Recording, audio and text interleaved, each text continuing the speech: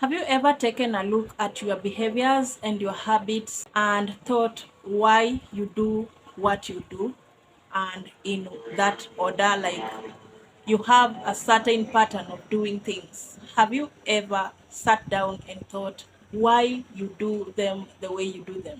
Our actions, our thoughts are influenced by the subconscious mind, and the subconscious mind is influenced by our conscious mind. In today's video, I'm going to talk about how to retrain or how to reparent or how to reset your mind towards the direction that you want your life to take. You can control your subconscious mind if you want to. Your undesirable behaviors come from your subconscious mind. Your subconscious mind is responsible for how you behave and why you behave. It is therefore important for you to control your subconscious mind. You can change your life by controlling your mind to think towards the direction you want your life to go.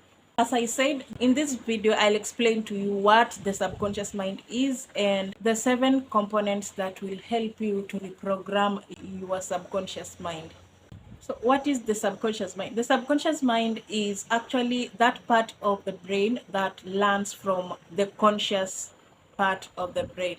The conscious part of the brain is aware of things that are going around. It can filter through the information it is given. It can filter through what instructions it is given. The subconscious mind, however, takes the information as it is given from the conscious mind. It doesn't filter, it keeps the information the way it is. If someone tells you you are not fit to be where you are, your conscious mind might try to reason out and say, no, but I'm here. Your subconscious mind will record that information the way it is, and you will be moving around, but the subconscious mind knows that you are not supposed to be there. If someone triggers you, the subconscious mind will come to play. It will make you defend yourself. It may make you to react in a fight or flight mode because you were already told you are not supposed to be there. So the subconscious mind recorded it, but the conscious mind filtered it out, and you went on with what you are doing, thinking everything is okay.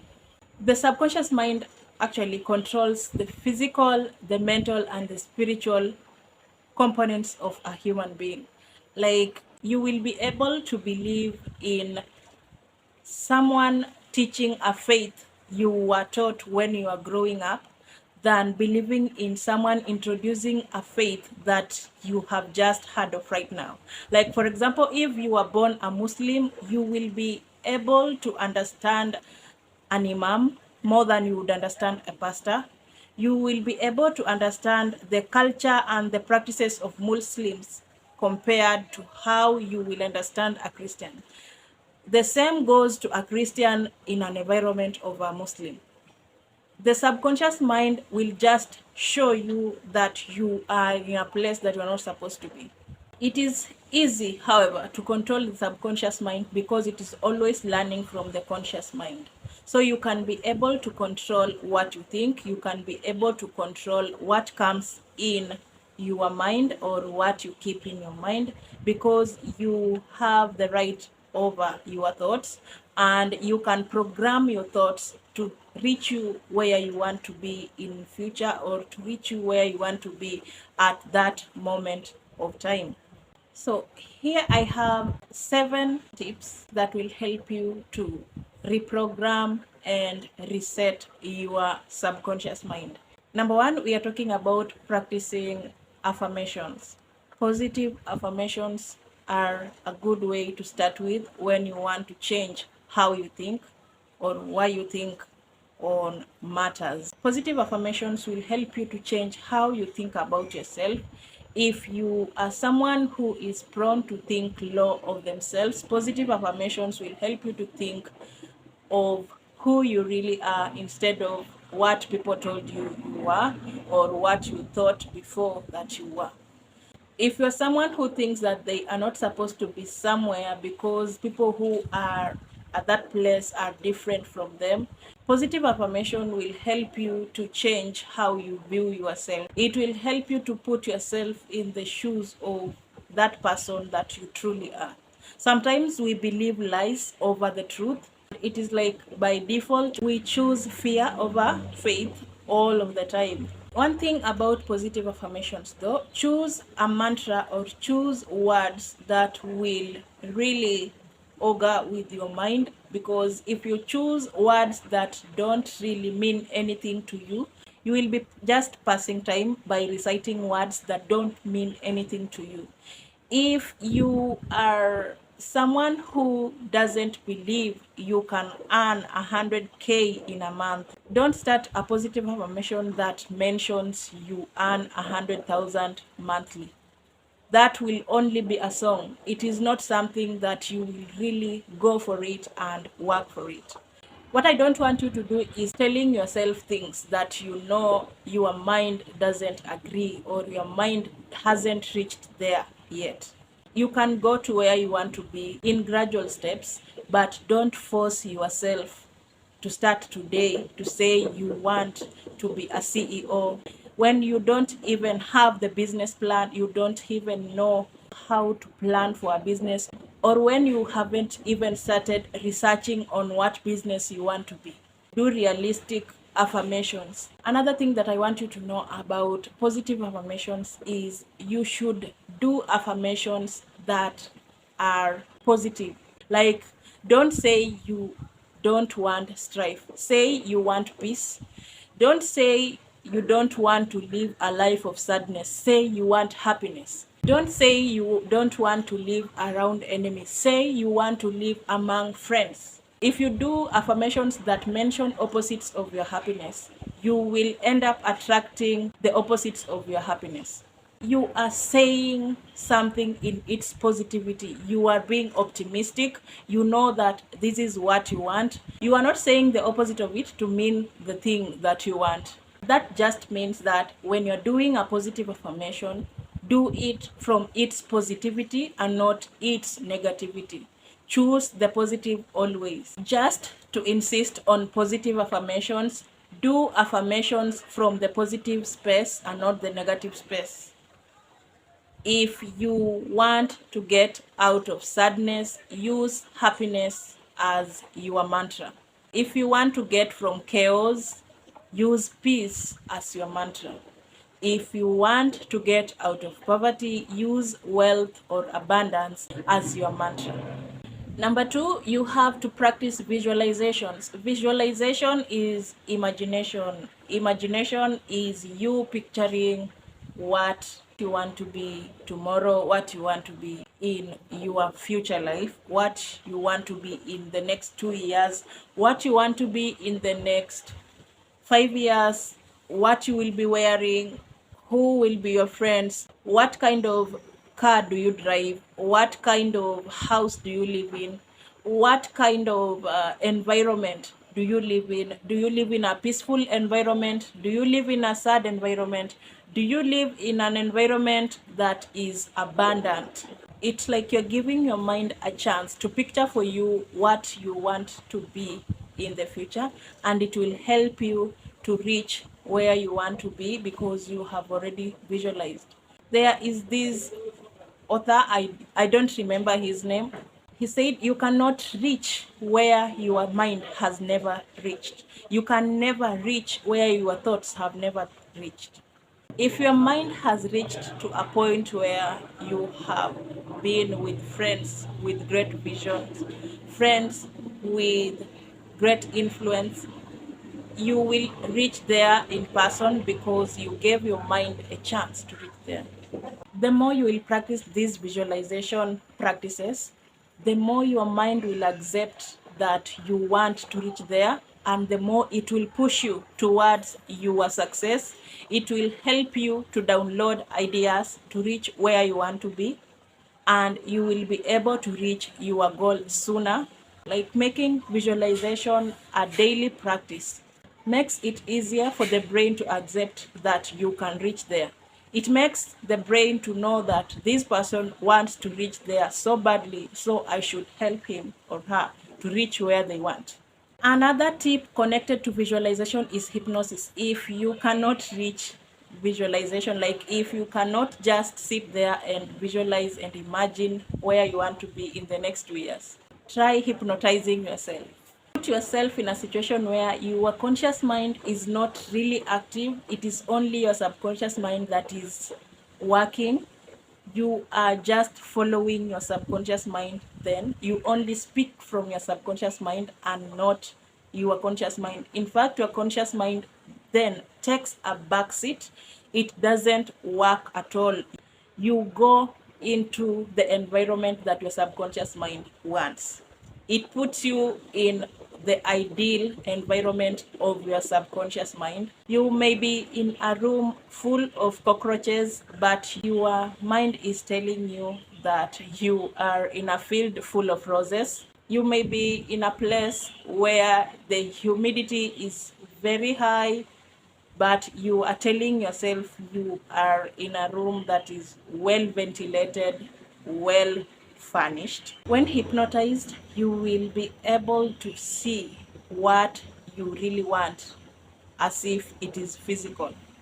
You can reach your subconscious mind by using subliminal audio and video. Like, there are audios and videos that can help you to talk to your subconscious mind directly, and mostly these are audios or videos that you do with your headphones or earphones on, so that it programs your brain, it programs your mind to work according to how you should be working. For a subliminal video or audio to work, you have to do it on repeat. It's like repeating reading a book. It's like you want it to register into your subconscious mind. Mostly it is 21 days and it will be stuck in your subconscious mind. 21 consecutive days, a subliminal video or audio will be recorded in your mind. If you skip a day, it will mean that you have to do it again for 21 days. That will ensure that it is really recorded in your subconscious mind and it has come, like you cannot lose it again. Without repetition, even academicians, people who have done well in education, people who have done well in mastering topics, they would not have mastered it if it were not for repetition. I would say there are very few people who can just read a document once and they understand it, or listen to a speech once and they understood it.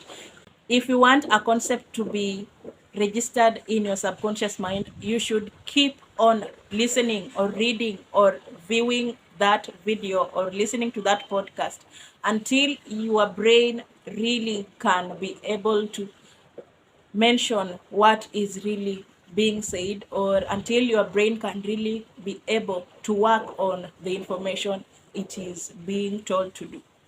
Okay, next, meditation.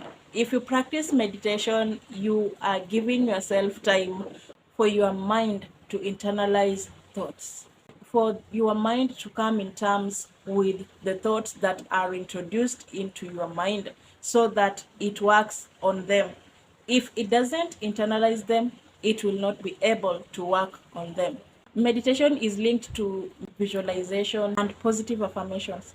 If you are able to focus and do visualizations well and do positive affirmations in a way that is required, you are in a way meditating, because you are giving your brain time to work on what you want to be done, or to work on what you want it to record or to register. Next, you have to control your habits. You have to control your will. Your will and your habits are two things that will make you or break you.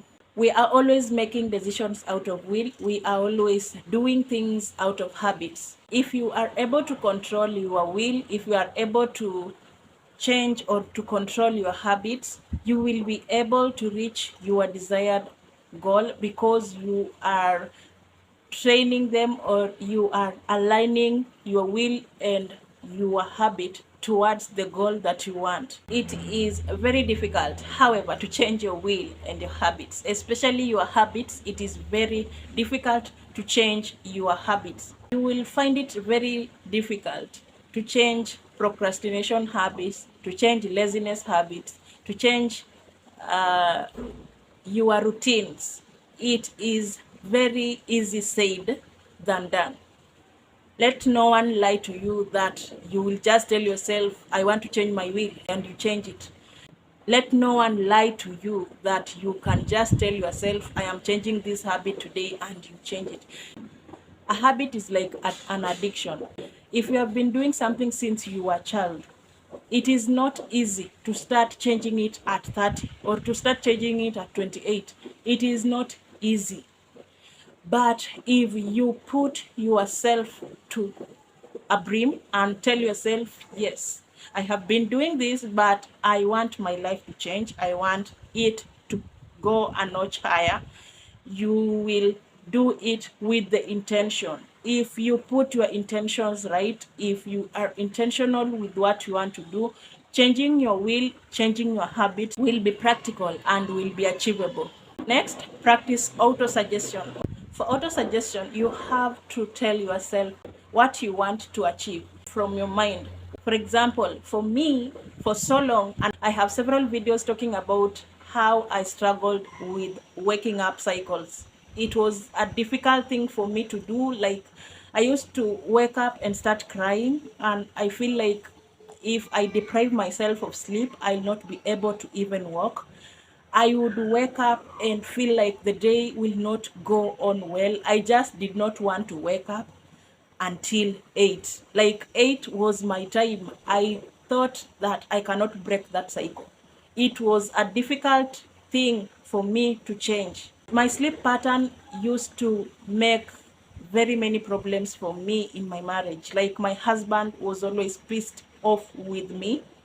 If I go back home right now and he sees me the way I wake up at 4, he'll be surprised because he has never seen me wake up at 4. If there was a day that I woke up at 4, might be 1 or 2 days that he really forced me out of bed, and it was a grumpy day because I was so mad at him the whole day. So if you tell yourself from your mind, and that is what I have practiced this thing and it has really worked out for me. I practiced auto suggestion for me to wake up early, and it really worked.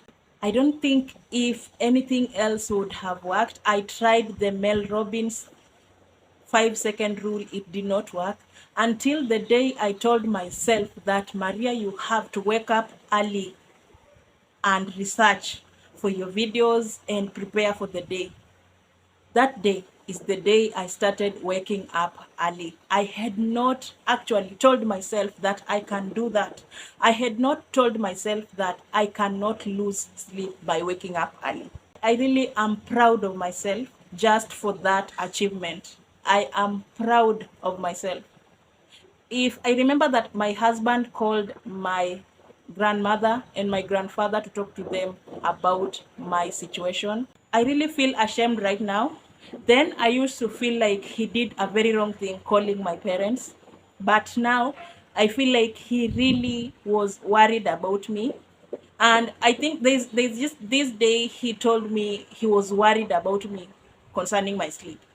I didn't think he was serious until I really put myself in his shoes and thought, what would you do really, Maria, if someone is just sleeping there and you are the one who is supposed to be waking up every day, prepare the kids, prepare tea, and go to school? Like it really hit me when I sat down and thought of it in that manner. Autosuggestion has really worked for me, and it has worked for very many people. I think if I practiced the Mel Robbins 5-second rule and incorporated it with the autosuggestion thing, it would have worked. But I practiced the Mel Robbins 5-second rule without the autosuggestion thing. I just told myself that the alarm will ring and I will count 5, 4, 3, 2, 1, and I wake up. I did not tell myself, Maria, you have to wake up early. So auto-suggestion works, and if you want to change your subconscious mind, use these 7 principles and you will be able to change your life. Guys, if this video has resonated with you, if you liked what you heard, thank you for subscribing because I can see you subscribing. Thank you for liking that video because I can see you are liking the video. Thank you for keeping coming. Thank you for supporting me. Your subscribe, your like is a support to me. That is why I keep coming, because I am encouraged. Thank you for helping me to keep the fire burning. See you in the next video.